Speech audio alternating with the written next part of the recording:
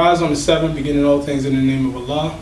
I give high honors to Prophet Noble Drew Ali, founder of the Moorish Science Temple of America, giving honor to Marcus Garvey, paved the way for the Prophet, giving honors to all faithful members of the Moorish Science Temple of America, past, present, and future, and giving honors to all Asiatic brothers and sisters doing their part to uplift all humanity, because man honors man, he honors Allah. Islam, Shalom, Assalamu alaikum, Hotep, peace to the family. I am Shamil, and I am the author of the book, What is the Higher Self? And this is the first of a series of video tutorials in which I actually go into the book explaining the details on what is the higher self and things pertaining to spiritual teachings as taught by Noble Drew Ali in the Moorish Science Temple of America. Just to explain, I will be speaking from the perspective of a member of the Moorish Science Temple of America. However, I will be going into various different scriptures and texts of various religions dealing with comparative religious studies. Before I begin, I want to give a special honor to my home temple here in Durham, North Carolina, Federation Moorish Science Temple of America, under the supervision, direct supervision of my Grand Governor, Brother Robert Stone Ill, overseen by Supreme Grand Governor, Brother Jerome Graham Bey. I also want to give honors to my brotherhood, Ali's Men, which is a collective of Moorish American scholars and researchers from various grand bodies of the Moorish Science Temple of America who come together to bring to the public information to further the learning of the teachings of the Moorish Science Temple of America. So with that, I'd like to begin. When dealing with this book, What is the Higher Self? We have to go into first the definition of the higher self as initially given to us by Noble Drew Ali. That question, the title, actually comes from one of the questions in our Moorish questionnaire, which is this particular writing right here. Quran Questions for Moorish Americans. And one of the questions that is presented is, what is the higher self? The short answer is that it is the mother of virtues. Higher self is the mother of virtues, harmonies of life, and breeds justice, mercy, love, and right. Now, in depth, you can find in our literature, specifically the Holy Quran of the Moorish Science Temple of America, also known as the Circle 7, there's a specific verse, chapter 3, verse 5 to 10. And at this time, I'll just go into it and then we'll go a little deeper. Specifically, it goes as follows. It says that there are two selves, the higher self and the lower self. The higher self is human spirit clothed with soul, made in the form of Allah. The lower self, the carnal self, the body of desires, is a reflection of the higher self, distorted by the murky ethers of the flesh. The lower self is an illusion and will pass away. The higher self is Allah and man and will not pass away. The higher self is the embodiment of truth. The lower self is truth reversed, and so is falsehood manifest. The higher self is justice, mercy, love, and right. The lower self is what the higher self is not. Now, within that definition, the first part of that definition speaks of human spirit. So in order for us to understand about the higher self, we have to first understand what is spirit. And that's what we're going to go in this particular part of our series. What is spirit?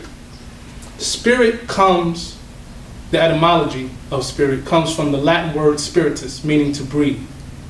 Also in our lessons it speaks about what other name do we give the truth? And we say holy breath. So when we speak of holy breath, we are also speaking of Holy Spirit. There's a passage in the Bible, Genesis chapter 2 verse 7, where it says that God breathed into man the breath of life, and man became a living soul.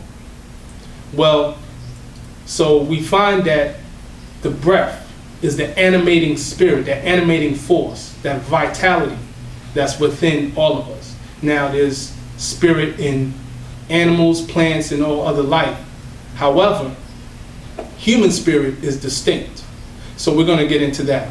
And what I like to do first is go into the languages where we get the terms of the metaphysical usage of the word spirit. So with that, I want to first go into the Hebrew. We have the Hebrew word nephesh. And these are the letters, the Hebrew characters that make up that word, meaning spirit. And I mentioned earlier that in the Bible it speaks about man, God breathing into man the breath of life, and man became a living soul. Well, the Hebrew word for that is nephesh chai. So it's actually living spirit. There's an Arabic version of this, or a cognate of the word nephesh, which would be this word right here, nafs, which is defined as the spirit also. It's also defined in Arabic in the Quran of Mecca as self. And when you're dealing with specifically the spirit in the Quran of Mecca, the great Quran of Muhammad, there's 3 different phases that the spirit actually goes through. The first phase is temptation. That's described in the Holy Quran of Mecca, the 79th chapter or surah, and the 40th verse or ayah.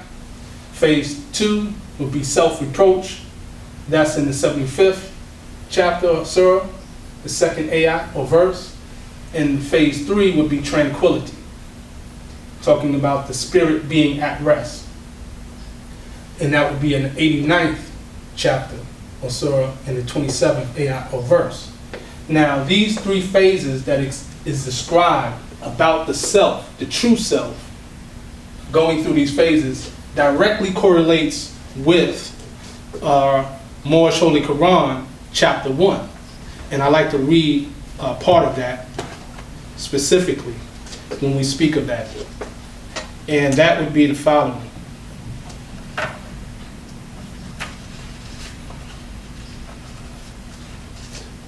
In part, it says, perfected man must pass through all the ways of life, and so a carnal nature was full manifest. Without a foe, a soldier never knows his strength, and thought must be developed by the exercise of strength. So it speaks of that.